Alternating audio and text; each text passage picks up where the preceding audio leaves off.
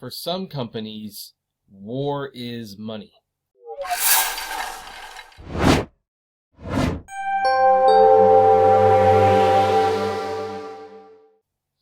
Hey everyone, this is Kevin the Apptrepreneur. Welcome to my channel. And maybe this is me dipping my toe into politics again. I do not see it as that way. I see this as human rights violation, and I am very upset. And frankly, if you aren't upset about what Russia is doing to the Ukraine right now, feel that way if you must. I strongly disagree. And just because people are making a big deal about it, screw Trump for siding with Putin and praising that evil, evil man. I don't want a list of all the accomplishments Trump has done at this point. He praised Putin, guy's scum in my opinion. But thankfully, the Russians are struggling to take over the Ukraine. I don't know if Ukraine can successfully hold them off. I mean, they are outnumbered in many ways, but it is nice to see that Russia is struggling a little bit. And one of the ways that Russia is struggling is that they are basically being the social pariah of the world. You have tons and tons of companies that refuse to do business with them.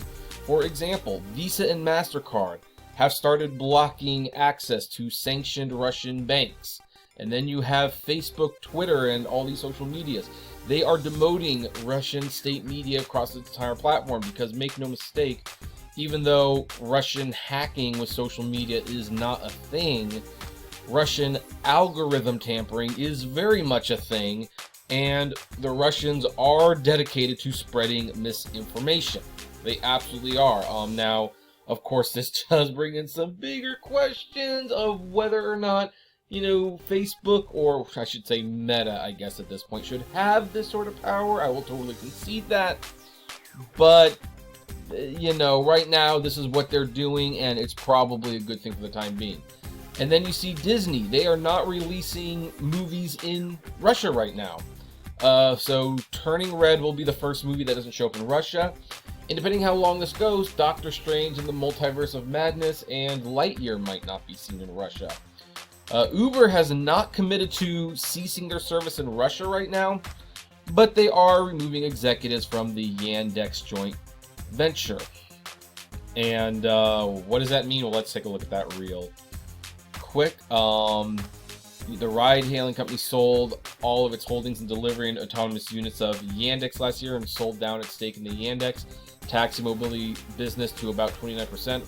Roughly valued at $800 million, while agreeing to a call option for Yandex to acquire the remaining shares.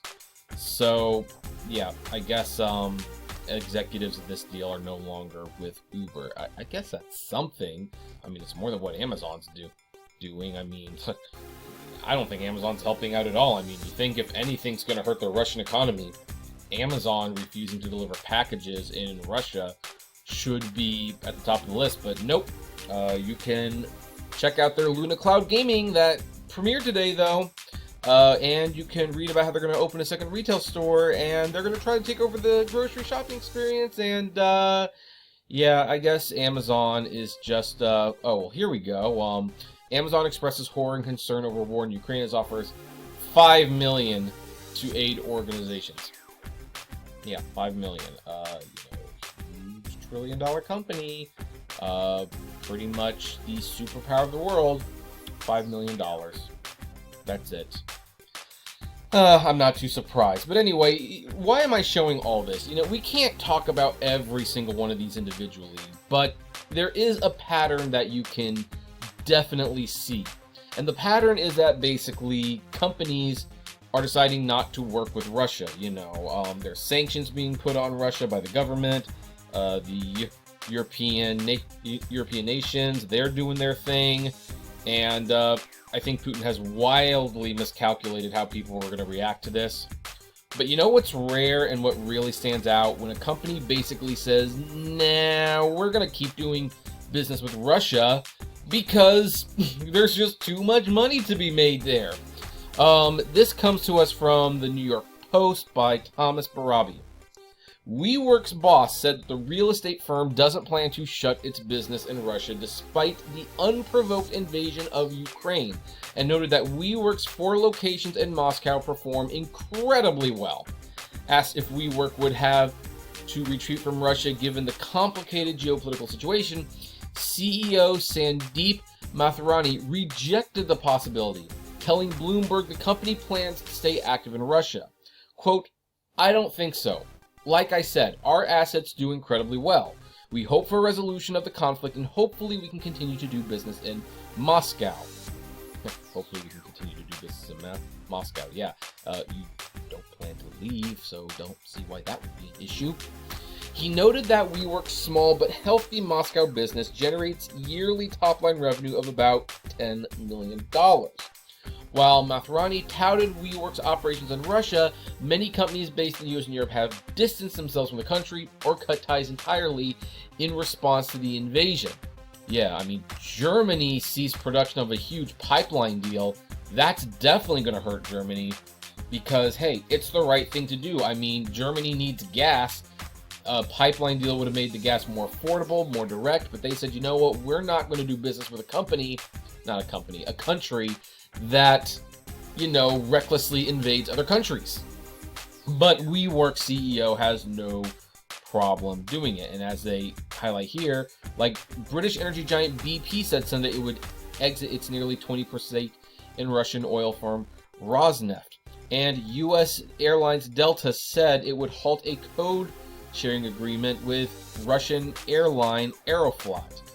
Meta and Google have demonized Russian media outlets. That's consistent with what we just talked about.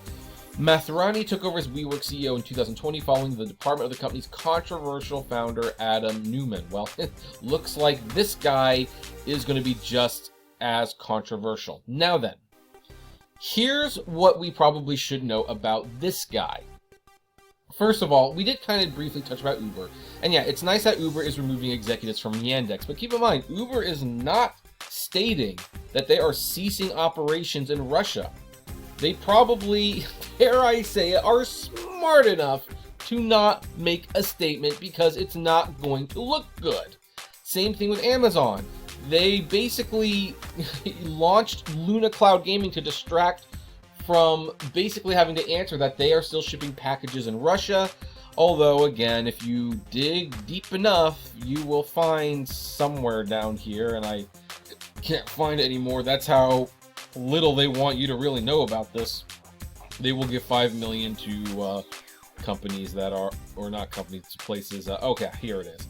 $5 million to aid organizations that are, supporting Ukraine. I mean, that's way too little. But you'll notice that even though these two companies are not actually saying they're going to do anything, they're not saying that, yeah, we're not going to leave Russia because there's just too much money to be made here.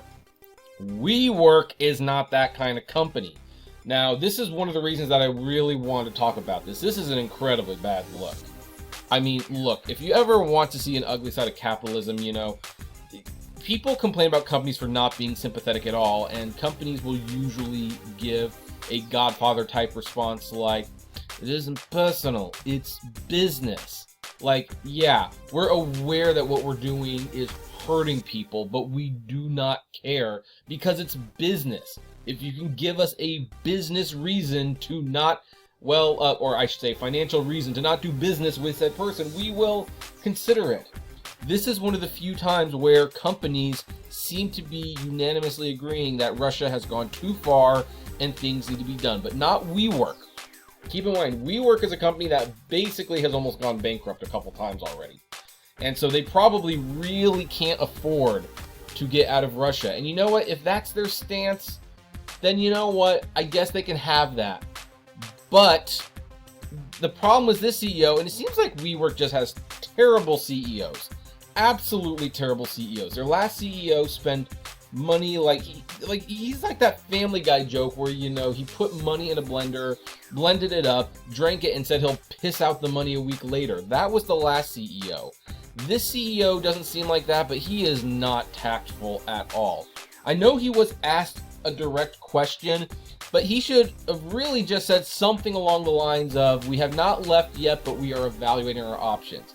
And you don't have to go any further, and then those options would obviously be, well, we're not doing anything because we want to make money there. Apparently, Russia might be the only one of the few places where WeWork is actually successful, so why would you want to come out of there? Why would you want to break off that business tie? And, I'm not completely unsympathetic. I mean, look, these sanctions, these businesses cutting off Russia, I mean, yeah, it feels good because what the Russian government is doing is such a terrible thing, but you have to keep in mind, this hurts the Russian people. The people who are going to get squeezed on this the most are the everyday people who did not want to go to this war, who do not support the war, who are actually protesting in Russia because they feel so strongly that this should not be happening, even though, unlike in America, where you probably will not be arrested for protesting unless you destroy property or something, in Russia, you can be arrested just for protesting. So they feel very strongly about it. But they're getting hurt. And so a company like WeWork is not a multi-billion-dollar company. It's really trying to rebuild itself. So I am not entirely unsympathetic when this situation with Russia comes along. And this guy's kind of like, yeah, but we're kind of in this situation where we're rebuilding our company and we need to continue to rebuild our company. So look, we disagree with what Vladimir Putin is doing. We totally don't agree with what the Russian soldiers are doing. We don't like what the government is doing. We can't afford to pull out of Russia, and so we're going to stay there.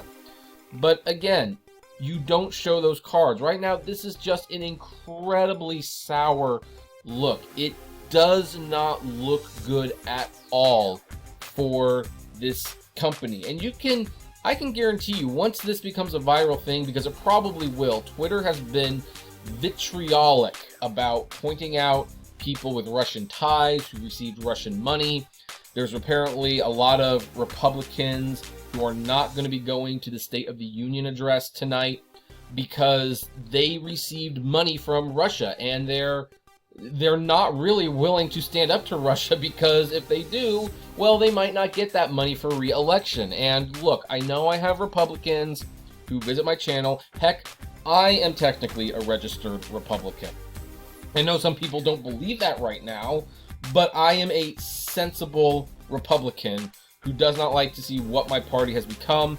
And I don't blame them for taking the money in the past, but I think I would like to see them have a spine and say, we're not going to accept that money in the future, because it's just the right thing to do. You don't want to support a government that invades other countries like this.